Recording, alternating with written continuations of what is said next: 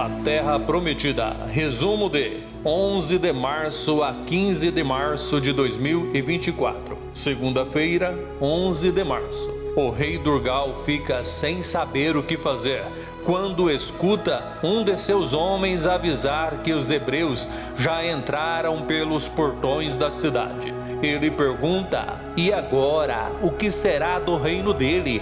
Fala que com certeza acontecerá com eles a mesma coisa que aconteceu com Jericó. Ele fala que jamais passou pela cabeça dele que a história dele terminaria assim. O arauto diz para o rei que a fama dele atravessará os tempos. Salmão conversa com o pai de Otiniel e fala que tudo está saindo ao contrário do que eles planejaram. Diz que parecia que eles iriam vencer com facilidade, mas não é isso que está acontecendo. Mas mesmo assim, fala que eles precisam continuar. Diz que tem certeza que Deus está com eles e nem passa pela cabeça dele por que eles estão sendo derrotados. E por falar nisso, nesse exato momento, Melquias e Gibar estão fazendo a mesma coisa que eles fizeram lá em Jericó. Melquias fica encantado com as primeiras joias que ele encontra e fala que as coisas estão saindo melhores do que ele pensava. Nesse exato momento, Gibar se aproxima e diz para Melquias andar logo.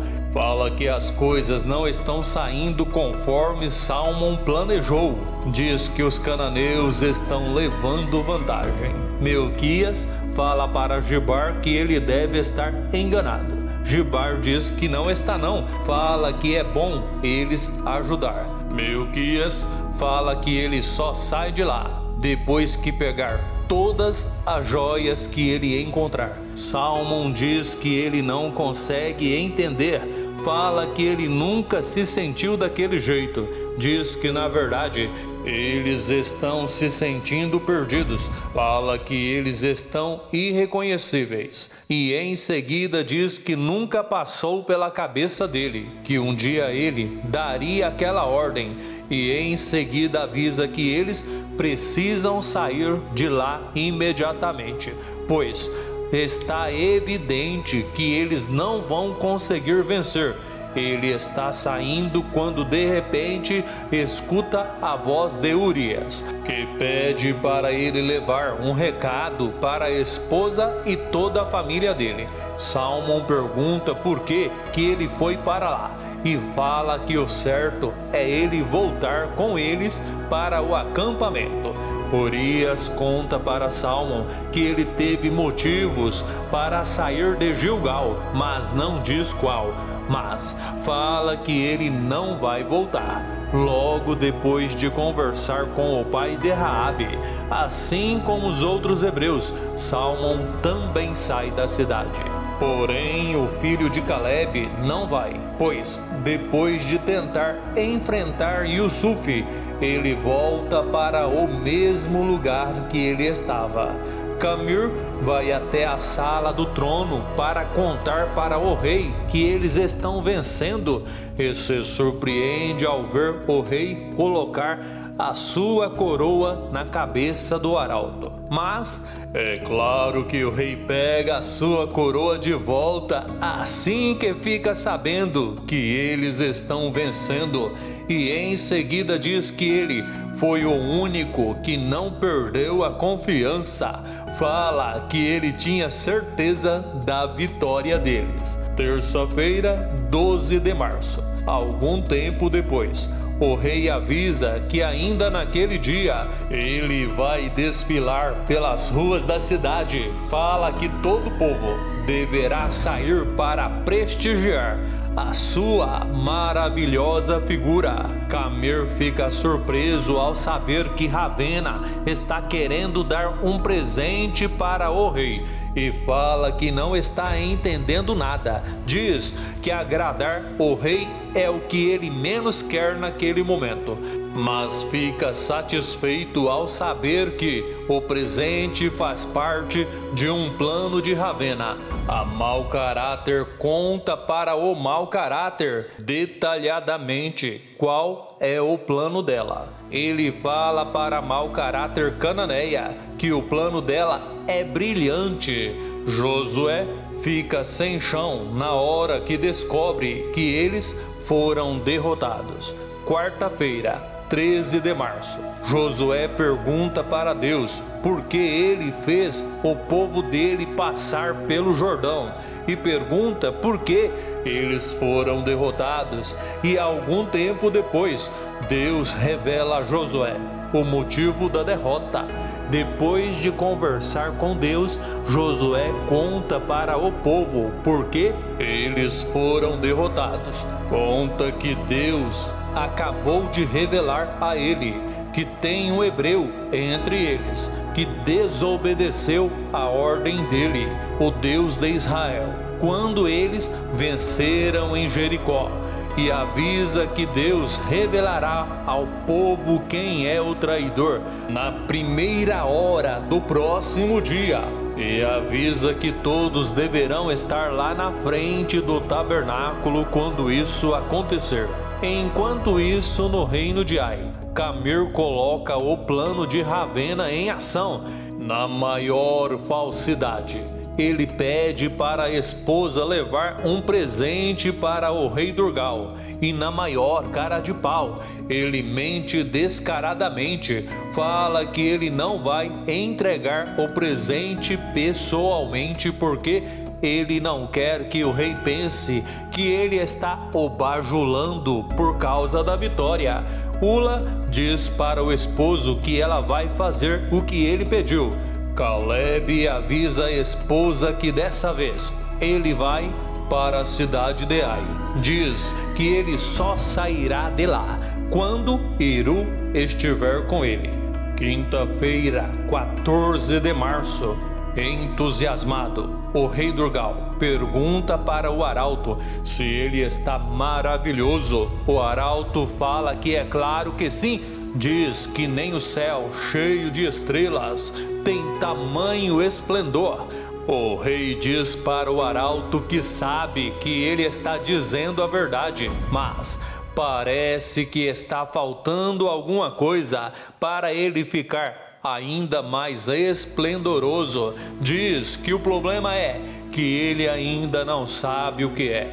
E é exatamente nessa hora que a mãe de Melina entra com o presente de Camir. O rei gosta bastante do presente. Fala que ele estava mesmo precisando de uma capa como aquela, pois é o que faltava para ele ficar ainda mais maravilhoso. Algum tempo depois, usando a capa que ele ganhou de presente, ele desfila pelas ruas da cidade, quando de repente ele fala para o arauto que aquele dia está muito quente. O amado de Tileia diz que ele não está entendendo, diz que realmente está calor, mas não tanto como ele está dizendo. O rei fala que está calor sim, e muito. Depois de olhar para o alto e questionar e dizer que ele ainda é muito jovem, o rei Durgal faz a sua última participação na novela Terra Prometida. Aruna conversa com Ioná e garante que ela não sabe quem pegou as roupas do cavaleiro mascarado e usou para fingir que era ela, mas garante que não foi ela.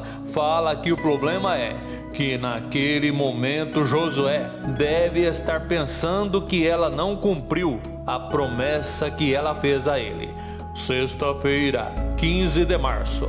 Aruna fala para Ioná que ela nunca sequer cogitou a ideia de vestir as vestes do cavaleiro mascarado, depois que ela prometeu para Josué que ela nunca mais faria isso. Ioná pergunta para a amiga quem será. Aruna fala que o pior é que ela não faz ideia. Chega o dia de Acã, Melquias e Gibar pagar pelos erros deles. Mas isso nem passa pela cabeça deles, já que eles não sabem o motivo da convocação de Josué. Melquias e Gibar estão na tenda deles, seguindo a rotina deles. Normalmente, já Acã vai se encontrar com Mara, mas é claro que nem passa pela cabeça dele que aquele será o último encontro. Enfim, depois do encontro, ele volta para a tenda dele e fala para os filhos que eles precisam ir para a frente do tabernáculo. Diz que ele quer só ver qual vai ser a desculpa que Josué vai inventar para justificar a derrota. Josué só começa a reunião depois que eles chegam. O mau caráter percebe qual é o motivo da reunião quando escuta Josué dizer que tem um traidor entre eles. Quando escuta Josué falar que o traidor desobedeceu às ordens de Deus lá em Jericó e trouxe de lá tesouros que estão lá no acampamento. Pois é, sem enrolação, Josué vai direto ao que interessa. Ele fala que o traidor é de Judá e o nome dele é Acã. O mau caráter fala para o povo que o líder deles está mentindo, pois ele jamais faria aquilo que ele está dizendo que ele fez. Irritado, Josué diz para o mau caráter que foi o próprio Deus que revelou a ele toda a verdade. Quando percebe que não adianta mais mentir, o pai de Melquias e Gibar acaba confessando o que fez ao dizer que eles não vão se entregar. Se assistiu o vídeo até o final, que tal deixar o seu joinha, fazer o seu comentário, inscrever-se e ativar o sininho para que o YouTube te avise toda vez que eu postar um novo vídeo aqui no canal.